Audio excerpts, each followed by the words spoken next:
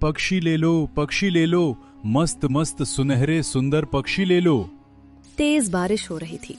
बाबूराव भीगते हुए इधर उधर भाग रहा था और बार बार पुकार रहा था, कोई है क्या? अरे कोई है? कोई तो मदद करो। किसी ने मेरी पत्नी को देखा है क्या? कल रात से वो गायब है। अरे कोई तो मदद करो मेरी पत्नी को ढूंढने में। गांव के 2 लोग आते। अरे ओ बाबूराव, लगता है तेरी पत्नी तुझको छोड़कर भाग गई है, फुर्र हो गई वो। अरे भाई, इस गरीब लोहार के साथ कौन रहेगा? 2 वक्त की रोटी कमाता नहीं, पत्नी क्या खाक निभाएगा? बाबूराव रो पड़ता है। नहीं नहीं भाई, इस नहीं हो सकता। सीमा मुझे छोड़कर नहीं जा सकती। वो बस कहीं खो गई है, मिल जाएगी। गांव वाले हंसते हैं। दुखी अरमान घर आकर फूट फूट कर रोता है। हे भगवान, गांव वाले कैसी कैसी बातें करते हैं, पर मुझे सीमा पर भरोसा है। मैं उसे ढूंढूंगा। मुझे कल ही उसे ढूंढने जाना होगा और गांव वालों को बताना होगा मेरी पत्नी गलत नहीं है। अगले दिन बाबूराव जंगल में पहुंचता है और एक आदमी को देखता है जो पक्षी बेच रहा है। पक्षी ले लो, मस्त मस्त मस्त सुनहरे सुनहरे पक्षी ले लो। बाबूराव को उन पर दया आती है। मासूम जीवों को कैद में रखते हो, नहीं, इन्हें आजाद करना होगा। अपनी जमा पूंजी निकालता है और सभी पक्षियों को आजाद कर देता है। सभी उड़ जाते हैं, लेकिन एक सुनहरी चिड़िया नूर वही रुक जाती है। अरे तुम क्यों नहीं उड़ रहे? जाओ, तुम भी आजाद हो अब से। क्योंकि तुमने मेरी जान बचाई है, मैं तुम्हारी किस्मत बदल दूंगा। अरमान चौंक जाता है। तुम बोल कैसे रहे हो? क्या सच में तुम बोल सकते हो? मैं फरमाइश पक्षी नहीं, तुम अपनी पत्नी सीमा की तलाश में आए हो ना दोस्त। मैं उस तक पहुंचने में तुम्हारी मदद करूंगा। बाबूराव हैरान हो जाता है। सोचता है, तुम्हें कैसे पता मेरी पत्नी का नाम? वो सब बाद में बताऊंगा, पहले मुझे घर लेकर चलो। बाबूराव उसको घर ले जाता है। मेरी पत्नी भी नहीं मिल रही। पता नहीं वो कहाँ होगी और किस हाल में होगी।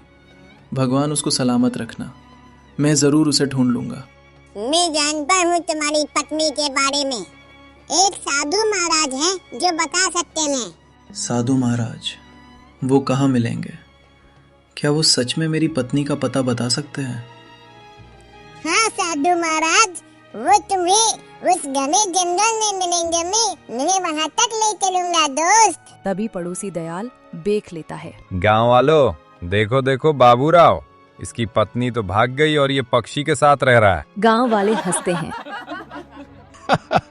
अब ये पक्षी को सिंदूर लगा ले, पत्नी बन जाएगी। हाँ हाँ भाई, क्या जमाना आ गया है, लोग अब पत्नी की जगह पक्षी को ही रख रहे हैं। बाबूराव सब सुनता है, लेकिन कुछ भी नहीं बोलता, बस दुख झेलता है। सीमा के लिए मैं सब अपमान सह लूंगा। चलो नूर, मुझे रास्ता दिखाओ। तुमने सही किया। अगर तुमने इन लोगों की बात का जवाब दिया तो तुम अपनी पत्नी को हमेशा हमेशा के लिए खो दोगे। नूर बाबूराव को जंगल ले जाता है, जहाँ बाबा महाराज साधना में बैठे हैं। वो उन्हें प्रणाम कर सारी बात बताता है। तुम्हारी पत्नी सीमा कोई साधारण स्त्री नहीं, वो दिव्य लोक की राजकुमारी है। क्या? दिव्य लोक की महारानी? लेकिन महाराज, वो तेरे साथ बहुत समय से रह रही थी। अब मेरा समय खत्म हुआ। अब हमें अपने नए राजा की घोषणा करने की तैयारी करनी चाहिए।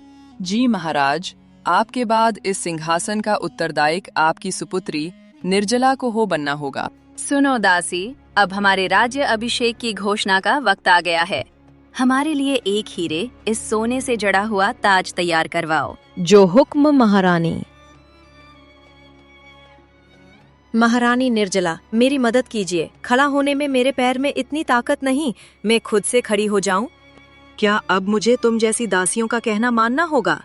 और तुम्हारी हिम्मत कैसे हुई हमारा नाम लेने की? निर्जला उस बूढ़ी औरत को लात मारती है और एक दासी उसको देख लेती है और सब राजा को बता देती है। ये तो घोर पाप है महाराज। अगर इसी तरह रानी साहिबा का व्यवहार रहा तो हमारा राज्य खतरे में पड़ सकता है। आप ठीक कह रहे हैं, इसका दंड अवश्य दिया जाएगा। निर्जला अपना नया ताज लेकर आती है। पिताजी जी, देखिए मेरा नया ताज कितना सुंदर है।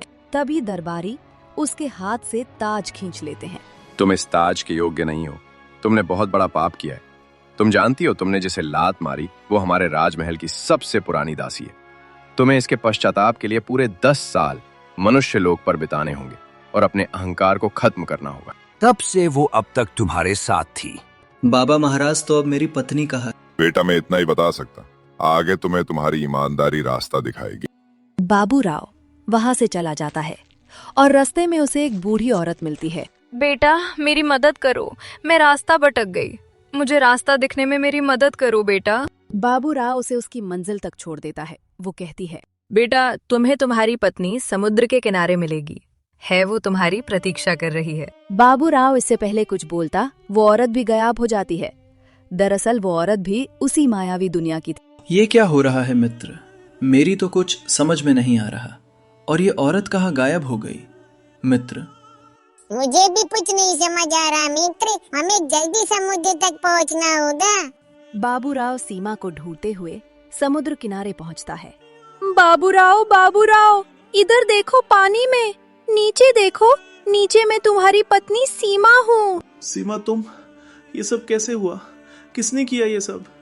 मुझे 10 साल का श्राप मिला था। जब 10 साल पूरे हुए तो मेरे पिताजी मुझे लेने के लिए आए। राजकुमारी, अब तुम्हारी सजा खत्म हुई। अब तुम्हें लौटना होगा। पूरा साम्राज्य तुम्हारी प्रतीक्षा कर रहा है। पिताश्री, मैं अब नहीं लौट सकती। मैं अपने पति को छोड़कर नहीं जाऊंगी। मुझे क्षमा कर दीजिए। ये क्या कह रही हो तुम? तुम्हें एक राजा की बात को टला है। अब से तुम सारा जीवन मछली बनकर रहोगी। मुझे बताओ, मैं तुम्हें कैसे आजाद कर सकता हूँ? बाबूराव, तुम मुझे आजाद करा सकते हो। तुम्हें दिव्यलोक से पवित्र जल लाना होगा। नूर दिव्यलोक द्वार खोल देता है और बाबूराव दिव्यलोक पहुंच जाता है। नूर, तुमने मुझे पहले क्यों नहीं बताया? तुम महारानी के रक्षक हो। अगर मैं तुम्हें पहले बता देता तो रानी हमेशा हमेशा के लिए मछली बनकर रह जाती। तुम उन्हें खो देते, इसलिए मैंने तुमसे ये राज छिपाया मित्र। वहाँ उन्हें 2 विचित्र प्राणी हरे रंग के देखते हैं। ये इंसान यहाँ कैसे? कौन हो तुम? अंदर नहीं जा सकते। खबरदार, इन्हें रोकने की कोशिश भी मत करना हरी। हरा, ये राजकुमारी के पति है, राजा साहब से मिलने आए हैं। अरे ये तो अपना भोलू है। ठीक है भोलू, तुम जा सकते हो। कौन हो तुम मनुष्य, और यहाँ दिव्यलोक में क्यों आए? महाराज वीरेंद्र, मेरा नाम बाबूराव है और मैं आपकी सुपुत्री का पति हूँ। कृपया मेरी पत्नी को इंसान बना दीजिए। मुझे तिलिस्मी जल दे दीजिए महाराज। राजा गुस्से में आ जाता है। वो मेरी पुत्री है और उसने हमारे हुक्म को नहीं माना। अब उसे इसकी पूरी सजा मिलेगी और वो अपनी सजा के बाद यहाँ रहेगी दिव्यलोक में। क्षमा करे महाराज, मैं उससे बहुत प्रेम करता हूँ। दया करे, मुझे मेरी पत्नी लौटा दीजिए महाराज। कृपया करें मुझ पर। ठीक है, तो साबित करो तुम मेरी बेटी से कितना प्रेम करते हो। उठाओ तलवार और काट लो अपने गर्दन। यदि तुम हमारी पुत्री से सच्चा प्रेम करते हो, तलवार उठाओ और अपना सिर काट दो। एक सिपाही खड़ा होता है और अपनी तलवार निकलकर बाबूराव के ऊपर चलन लगता है, लेकिन तभी राजा उसको रोक देता है। रुक जाओ सिपाही। तब तक बेर हो चुकी थी। नूर उसकी जगह अपने आप को बीच में डाल देता है और सिपाही वशिष्ठ की तलवार से कटकर घायल होकर गिर जाता है। बाबूराव चीख पड़ता है, नूर, मेरे दोस्त। नूर मर जाता है। ये देखकर राजा का दिल पिघल जाता है। बाबूराव, तुम सच्चे प्रेमी हो। मैं अपनी पुत्री को तुम्हें सौंपता हूँ। अब वो तुम्हारी जिम्मेदारी है। मुझसे वादा करो, तुम हमेशा उसके साथ रहोगे और उसे खुश रखो। राजा उसे जादुई पानी देता है और बाबूराव वापस धरती लोक आ जाता है। वो पानी समुद्र में मिला देता है और उसकी पत्नी मछली से इंसान बन जाती है। हे भगवान, तेरी बहुत बहुत धन्यवाद। तूने मुझे मेरी पत्नी लौटा दी। नूर कहाँ है? बाबूराव वो नहीं आया। हाँ सीमा, अब नूर कभी लौटकर नहीं आएगा। उसने मेरी जान बचाने के लिए अपनी जान गंवा दी। वो दोनों खुशी खुशी अपने घर लौट जाते हैं।